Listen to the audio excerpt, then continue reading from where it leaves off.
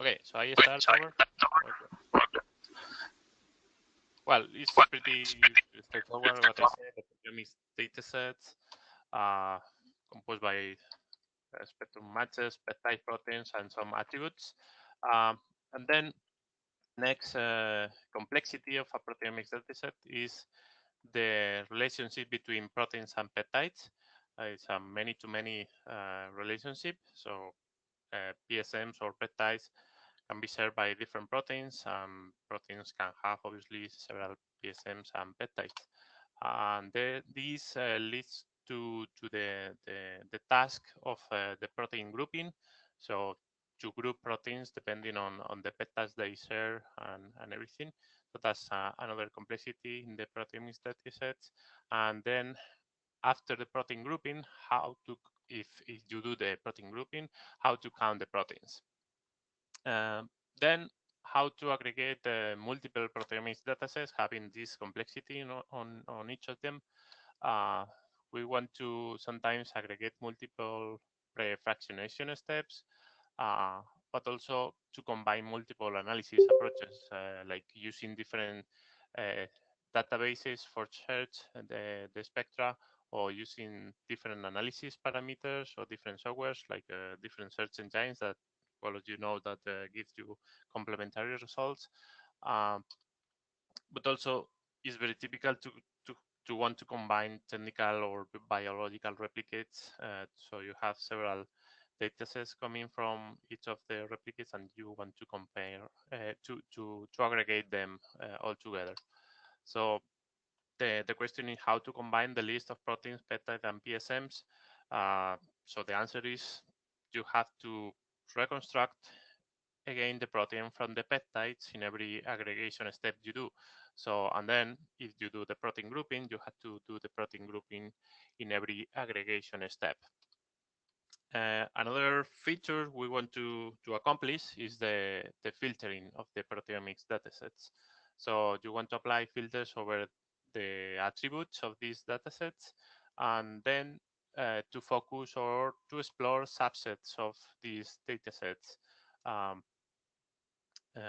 For example, some typical filters are like the default discovery filter, usually already done by the search engine, but also typical thresholds on some scores or p-values.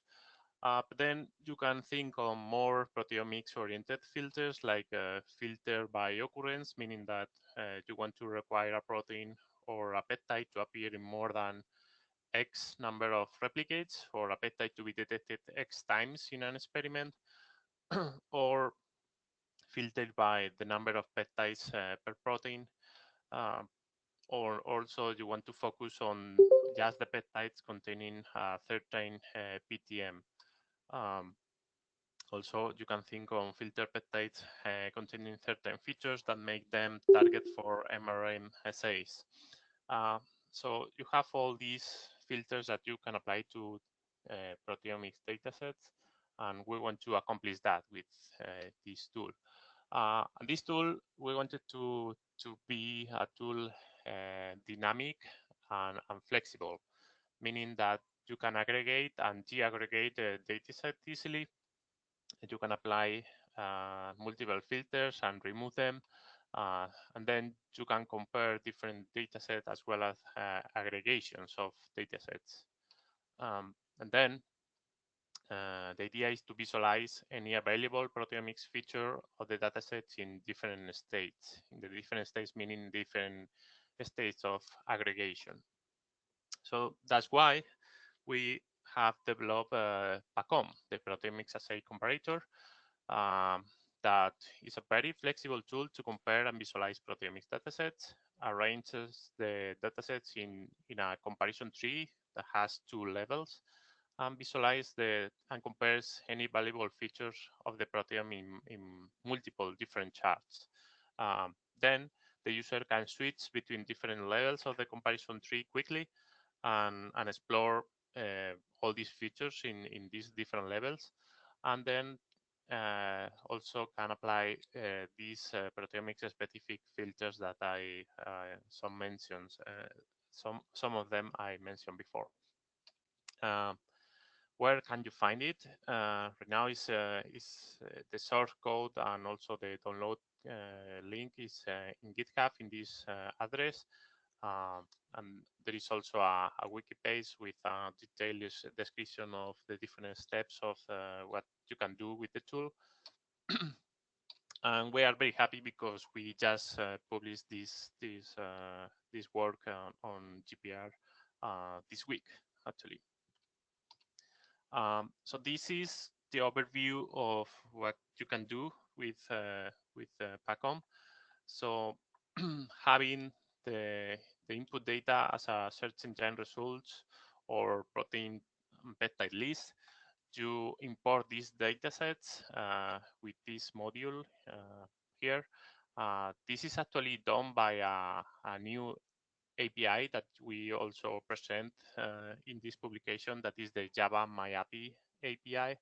And this API, you can extract the MyAPI information from these input files. The MyAPI is the minimal information about a proteomics experiment. It's a definition of minimal information performed by or defined by the UPO Proteomics Standard Initiative. So with PACOM is using this library here to extract this minimal information from the input files, so creating these dataset files. And then there is a second step where the user defines a comparison project, and where you define how to integrate the data and how you want to compare the data. And then in the last step, you can, at the same time, you can inspect the data with a lot of graphical visualizations, and then you can filter the data with several thresholds that are available. How to import dataset into PACOM. So from the last version, we wanted to minimize the user actions. One of the reviewers' comments on this publication was that the import was not very straightforward, especially if you wanted to import several files at the same time. So in the last version, we minimize the work that the user has to do. So it's just two simple tasks. Select the files you want to import and click on import. Then PACOM is going to guess which files, which formats are in the which formats are using the user, and then it's going to process the ones that are supported. This is the interface. So the user just selects some files, and you see here that automatically detects that is MZ-identML file or PEP-XML file, in this case several files at the same time. And then just click on import here, and then it's a batch import where more or less, depending on the size of the file, quickly imports all the data sets. Which file types are supported? Obviously, is supporting the standard, the MZ-identML in his several versions. Then we also recently add the support to PEP-XML. We support also extended output XML, write XML, the output of DTSLF software, and also a table text file. This table text file format, we wanted to support that in order to support any import that can come from any custom software that is output. His output is a table, and we also require some predefined headers here to define where is the proteins, where are the peptides, and so on. And we support any type of score or numeric column that will be treated as a new score, but that means that the distributions and comparisons of these values are going to be available. And in this way, although as you can see, all the supported file types are not quantitative files. They don't contain usually the quantitative information. Um, if you import a text file where you have a column with some quantitative values that you want to compare between datasets, you can do it in this way. And then have this type of comparisons, either like a scatter plot with the values of these quantitative values for each PSM in this case, or peptide, but also the comparison of the distributions of these values.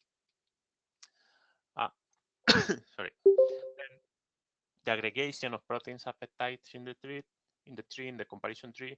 So this is the interface where the user defines how to compare the input datasets.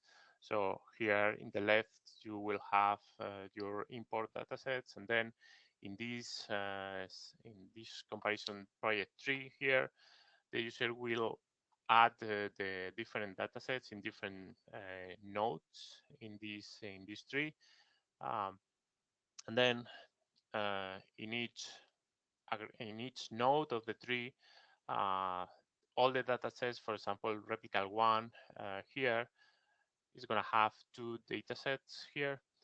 So in this node, the proteome is going to be reconstructed from the peptides having pending from these 2 datasets, and it's going to use the p-analyzer grouping algorithm that is the reference is here, and is based on a grouping algorithm that doesn't discard any peptides or any protein, um, and just classify the protein groups in different categories depending on the evidence you have on the groups, and that is done in every level. So replica 1 will have all the grouping of coming from the peptides of these 2 datasets, but then this node QT1 is going to have the results of this of the grouping of all the datasets coming from this replica 1, replica 2, replica 3, and so on. So as you can see here, having 3 datasets with 3 replicates, you can then see the different levels of aggregation. So here we see in green the number of proteins, and in blue and red the number of peptides, depending on if you differentiate by the charge or not. And then you see the 3 first are the dataset 1 replicates, the second 3 are the dataset 2 replicates, and these are the dataset 3. But then optionally, the user can click to add the total here and see how is the aggregation of the total of the dataset. But then there is another view that the user can switch to, where you can see only the aggregation of the 3 individual datasets and then the total. So this is very dynamic, and it's very easy for the user to switch between different levels and see all this information for comparing different datasets. Then this is the main window where the user can see all the available charts and comparison types. You have at the top, the user can select several chart types, some filters, and some general options. Then on the top left, there are some global statistics about the global numbers, the total numbers of the dataset, and some buttons to export the datasets. And then here, even though there are different types of charts to see different types of attributes of the datasets, then each chart usually have several options to customize it, like showing some data series, hiding some of them, or transformation of the data, etc. Actually, there is 45 different chart types available, and this is a table of all of them. I cannot show all the all the graphs here, but this is a table of all of them just to give you an idea of what you can do. So you have like 6 type of chart types for just the number of identifications.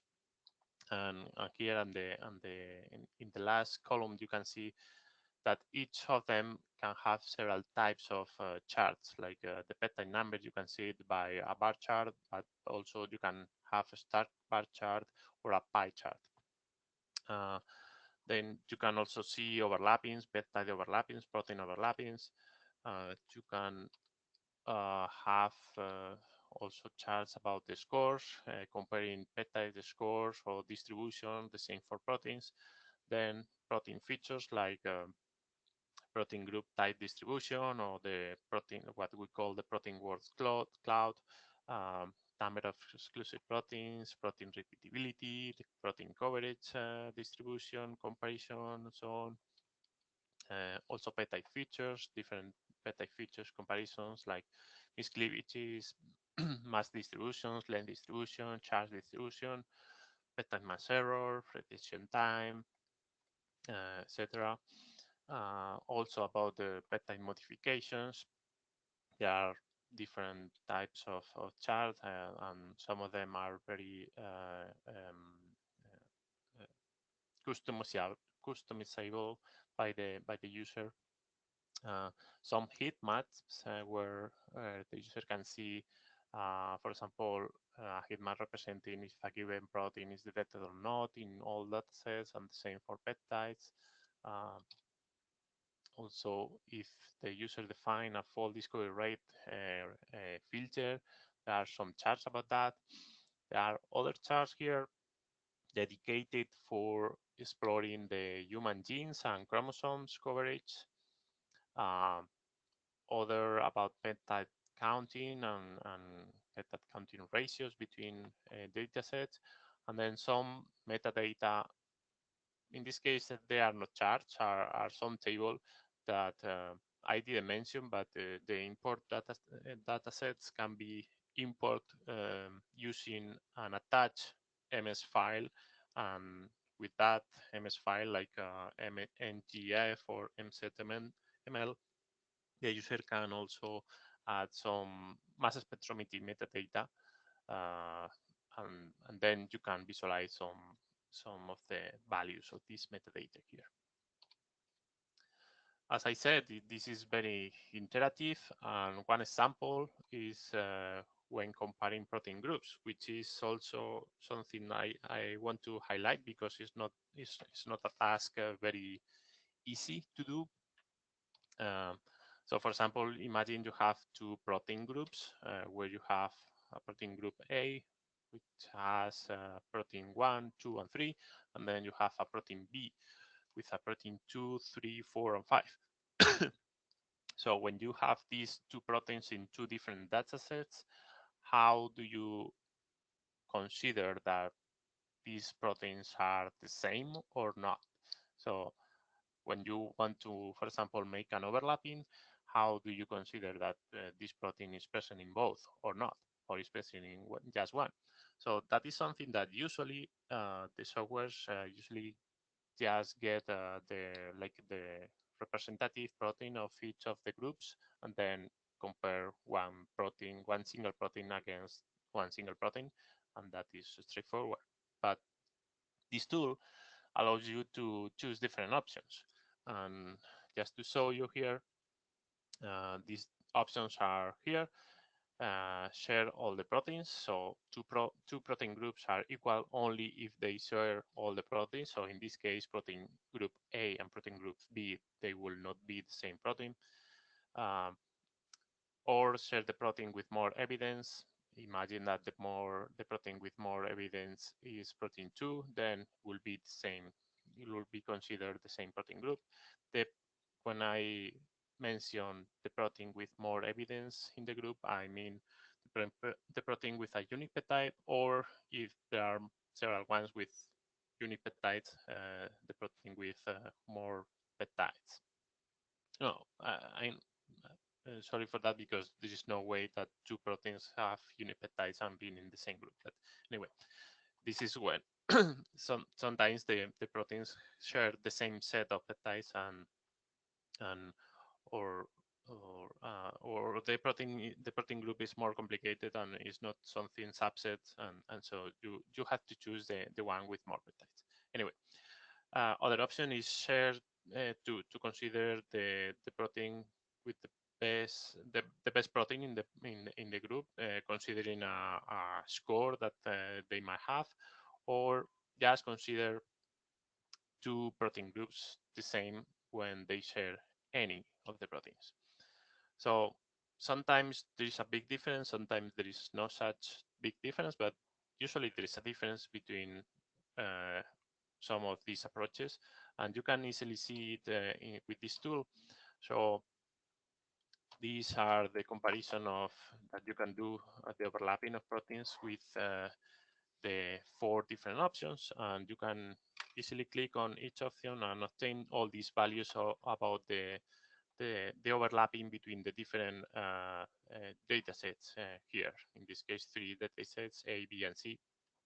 And you can see that the values, depending on the approach, the values change. So you can see, for example, the overlap between A and B, which will be the blue and the red, goes from 66 proteins to 72, 10 to 70, or to 74. So that's something that is, sorry, I hear some noise, but it's okay. So that's something that I cannot say that one of the 4 option is the best one. It really depends on the user or on the data. Their mic is muted, please. Okay. It really depends on the data or the user, but the thing is that this tool allows you to select any of the options and get the data you want, or explore the different options. Depend is on your hand. Then also the tools have a simple table view of the data where also the user can choose different between the different levels of the comparison tree, and also can filter the table easily and quickly. You can see here this is the peptide table, but you can also see the proteins table.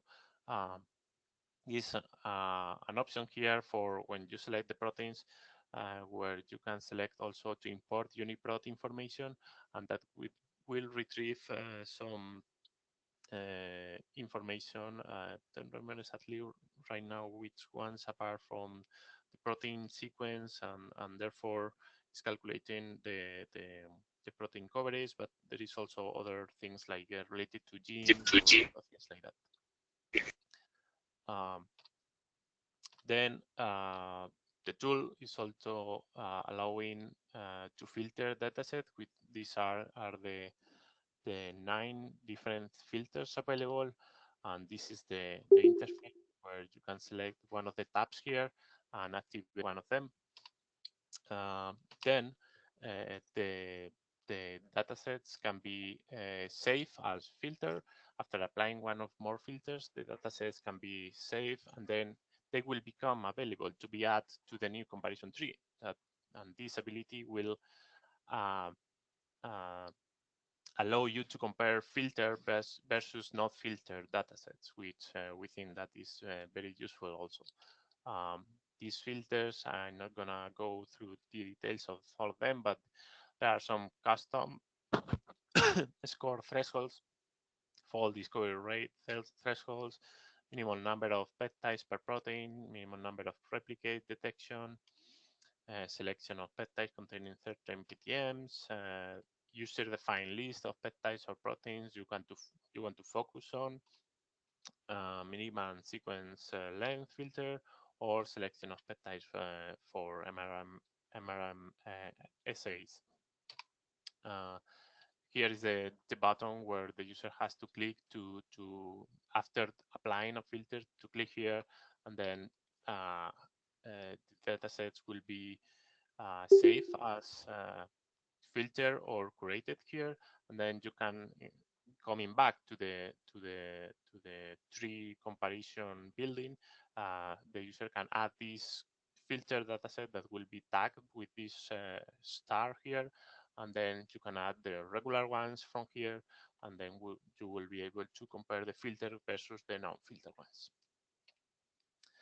Then the last feature we add also after some concerns from the reviewers, saying that the tool sometimes was not so easy to use, we add several help windows to guide the user. So for example here, when the user selects some of the menus about the chart types, the user will see some of the examples of the charts and a brief discussion here below it to show which information can be explored.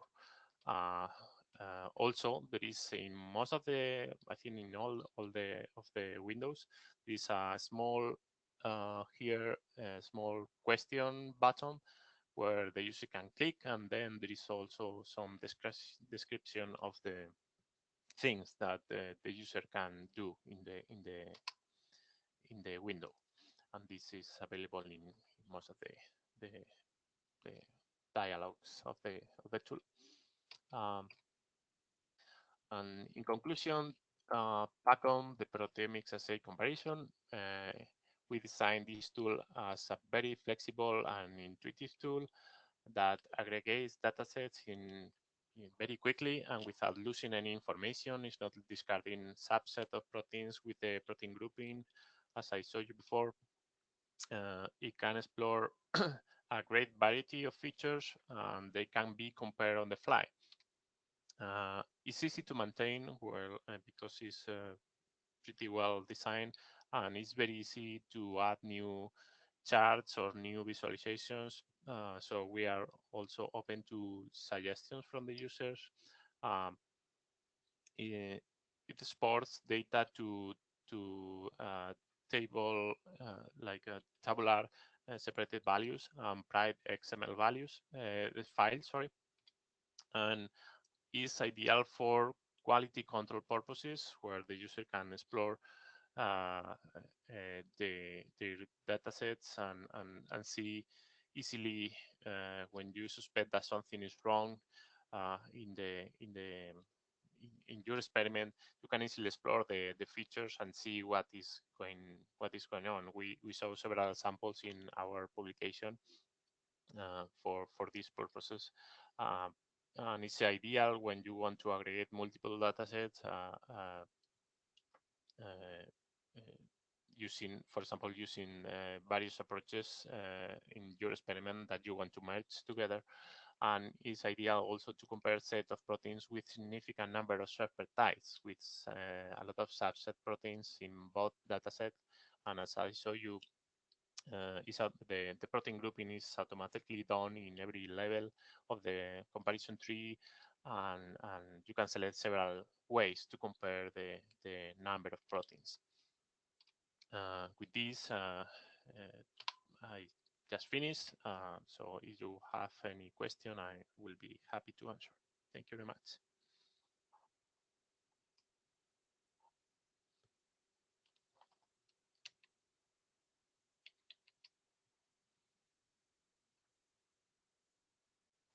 Thank you. This paper, that was a very comprehensive information about this new tool that you're building. You did mention interoperabilities of that and where it's going to be docking to the other knowledge base. I saw your mentioning of PRIDE and other things. What is the plan for that and the next step? Sorry, I didn't understand. What do you mean about PRIDE? So what is the next step? Are you planning on interfacing the tool with other existing platforms? Well, we don't have any any plan for that. So at the beginning, like several years ago, we work on having this tool like so like to allow the user to export the data and be ready to submit to Pride, to protein exchange. But and we were based on Pride XML file, because the Pride XML has become like a not very used format. We uh, we discarded that option, but if we see that there is interest by people, we can retrieve that intention, and we can, instead of exporting in Pride XML, we can export in MZ IDentML format, um, with all the information aggregated in from the dataset, individual datasets, and then can prepare a protein exchange submission quickly. We were actually creating the what they call the protein exchange submission file, which was a text file with all the information about the files, paths, and names and relationships. This file, you will load it in the protein exchange submission tool, and you will pick all your files that you have from PACOM, and it will upload all the files. But then, yeah, protein well, Pride changed a little bit the format of these files, and then the Pride XML, as I said, became less and less used. So we forgot about that plan, and we focus on the comparison of the files and no more. But we definitely can switch to that if some people think that that is interesting. Yeah. Mhm. So there's you actually answered the question I have in a very different way. So there would be issues of data file compatibility and whether or not file formats, as what you've indicated, is very important. Yeah. But at least they could come to your tool Mm-hmm. and get all the analysis they need to do before they considering going elsewhere for uploading their data sets. Yeah, sure. And thank you so much. Thank you. Do we have any other questions or comments? A quick question. I had a question about data in the other direction from Pride. I mean, is it reasonable to compare your data sets to data sets from Pride? And if so, you know, how big could you conceivably go here? Yeah, that's one thing just came to my mind when we were talking about this now. It would be the other direction. Yeah, so like not protein, Pride Inspector, you can log into Pride and then download the file, the individual experiments, and visualize them. We could do something like that. Yeah, that will be something to talk with the Pride team. But yeah, I think it will be more or less straightforward because we support Pride and set IDL, so it will be just communication to download the files and then load them. So yeah, it will be pretty easy, I guess. Do we have any other questions or comments? Well, if not, then thank you again, Salvador, for presenting, and thank you everyone for attendance. We're only going to have one presentation, and we're going to reschedule on others for another week. So thank you, everyone, and we'll see you next time.